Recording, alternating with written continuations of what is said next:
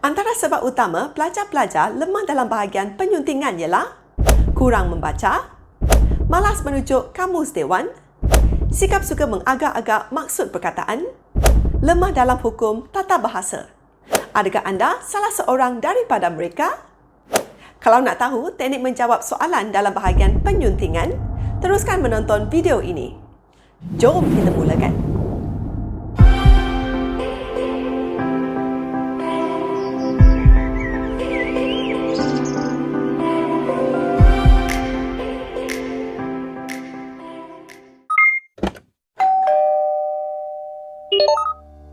Hai, apa khabar semua? Selamat kembali ke channel Cikgu Shirley.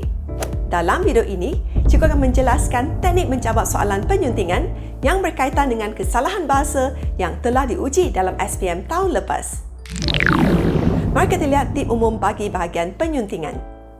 Pertama, soalan penyuntingan yang diberikan biasanya merupakan teks tunggal, teks bersambung atau teks pelbagai seperti petikan, iklan, dialog, kad ucapan dan sebagainya. Kedua, jumlah kesalahan bahasa bergantung pada jumlah markah dalam soalan.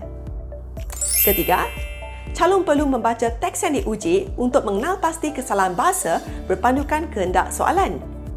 Keempat, calon akan diminta untuk menyenaraikan kesalahan yang diperlukan dan membetulkan kesalahan tersebut dengan menulis jawapan yang betul. Contohnya, jika soalan meminta calon menyenaraikan 6 kesalahan, senaraikan 6 sahaja dan betulkan kesalahan bahasa tersebut. Jangan beri lebih atau kurang. Mesti patuh pada kehendak soalan.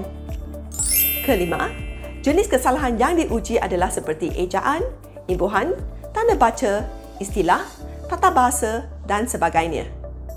Keenam, jumlah markah tidak tetap dan bergantung pada kehendak soalan. Mari kita lihat teknik menjawab untuk bahagian penyuntingan. Pertama, baca arahan soalan dengan teliti untuk memahami kehendak soalan.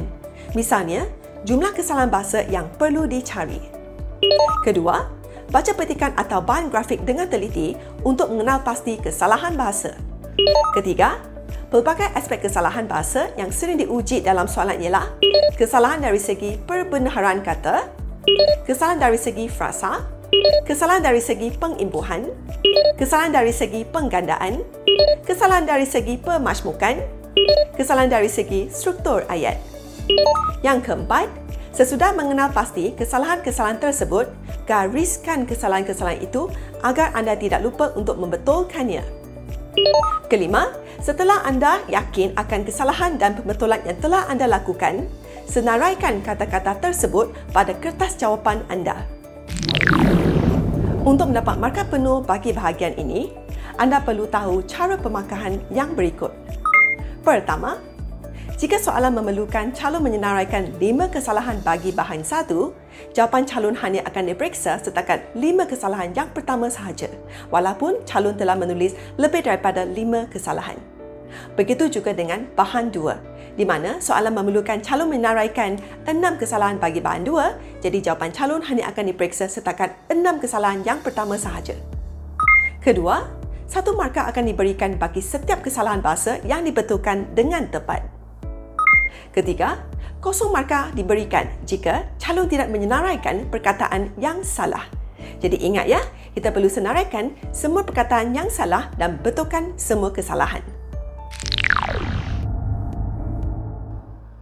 Mari kita lihat soalan SPM tahun lepas. Bahan-bahan di bawah mengandungi pelbagai kesalahan bahasa. Kenal pasti, senaraikan dan betulkan kesalahan-kesalahan tersebut. Anda perlu menulis kesalahan-kesalahan yang dikenal pasti dan membuat pembetulannya. Anda tidak perlu menyalin bahan-bahan tersebut. Jadi mari kita lihat bahan 1, ini ialah iklan jawatan kosong. Jadi markah yang diperuntukkan untuk bahan 1 ialah 5 markah, maksudnya kita perlu cari 5 kesalahan dan betulkan 5 kesalahan tersebut. Okay, pengambilan cepat. Jadi cepat ini sudah salah. Okay, cepat ni ialah kesalahan istilah. Jadi cepat sepatutnya segera. Ya, jadi kita senaraikan dalam jadual yang disediakan, cepat tukar kepada segera. Okay, kesalahan kedua ialah bekerja sambilan hari. Hari ni sudah salah. Sepatutnya harian. Ya, hari tukar pada harian. Jadi kita senaraikan dalam jadual hari tukar kepada harian. Kesalahan ketiga ialah warga negara. Jadi warga negara ialah kesalahan dari segi pemajmukan. Jadi warga negara sepatutnya dirapatkan. Jadi warga negara tukar kepada warga negara. Kesalahan keempat ialah berdisiplin. Jadi ini ialah kesalahan dari segi ejaan. Berdisiplin sepatutnya berdisiplin. Berdisiplin. Kesalahan yang kelima ialah emailkan. Jadi email sepatutnya ada tanda sempang.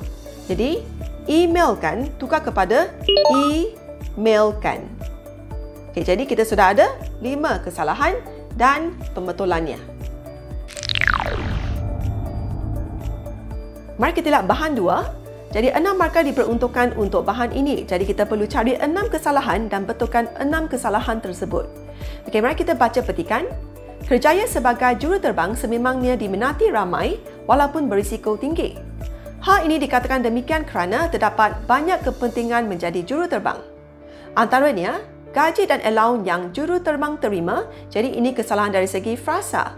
Sepatutnya diterima oleh juruterbang. Kerana juruterbang ialah kata ganti nama diri ketiga, jadi mesti di belakang kata kerja. Jadi kita tulis dalam jadual, juruterbang terima, tukar kepada diterima oleh juruterbang. Adalah tinggi setimpal dengan tanggungjawab yang diamanahkan. Kemudian kesalahan kedua. Juruterbang juga berpeluang untuk melihat keunikan dan keindahan muka bumi. Jadi muka bumi ialah kesalahan yang kedua. Kita tulis di dalam jadual, muka bumi, kita tukar kepada muka bumi yang dipisahkan. Jadi ini kesalahan dari segi kata majmuk. Muka bumi sepatutnya 2 patah perkataan. Jadi kita tulis muka bumi tukar kepada muka bumi yang dijarakkan. Serta dapat pergi ke berbagai negara lain. Jadi berbagai ini ialah kesalahan dari segi penggandaan. Jadi berbagai tukar kepada berbagai-bagai. Kita tulis dalam jadual, berbagai tukar kepada berbagai-bagai. Jadi kita sudah ada 3 kesalahan. Kita perlu cari 3 lagi. Jadi dalam ayat seterusnya, di samping itu mereka dapat menambah kenalan berlainan bangsa. Tidak ada kesalahan. Kerjaya ini juga menuntut komitmen yang tinggi kerana juruterbang terpaksa bekerja di luar stesen. Jadi stesen ni ialah kesalahan yang keempat. Jadi stesen ni kesalahan ejaan. Sepatutnya stesen. Kita tulis dalam jadual, stesen tukar kepada stesen. Dalam tempoh masa yang lama. Tempoh masa yang lama ini kesalahan yang kelima. Tempoh masa sepatutnya tempoh sahaja. Jadi kita tulis dalam jadual, tempoh masa tukar kepada tempoh. Kesalahan yang keenam. Selain itu, seorang juruterbang perlu berhadapan dalam keadaan. Jadi dalam ni kesalahan dari segi kata seni nama, sepatutnya dengan. Jadi kita tulis dalam jadual, dalam tukar kepada dengan. Jadi kita sudah ada 6 kesalahan dan kita dah betulkan 6 kesalahan tersebut. Sebenarnya terdapat satu lagi kesalahan. Dalam ayat terakhir, nampak tak cuaca yang tidak tertentu? Jadi tertentu ni sepatutnya tukar kepada menentu. Tapi kita tak perlu senaraikan kerana kita hanya perlu 6 sahaja. Hanya dengan cara banyak membaca dan sentiasa merujuk kamus dewan, kelemahan diri dari segi penggunaan dan pemilihan kata yang tidak tepat dapat diatasi oleh murid-murid. Baiklah, setakat di sini sajalah video untuk kali ini. Cikgu berharap video ini akan dapat membantu semua calon SPM untuk mendapat markah yang tinggi dalam Kertas 2 BM SPM. Jika anda merasakan video ini bermanfaat, ingat tekan like dan share kepada kawan-kawan yang juga ingin skor A+ dalam BM SPM. Sehingga kita berjumpa lagi dalam video yang akan datang. Bye!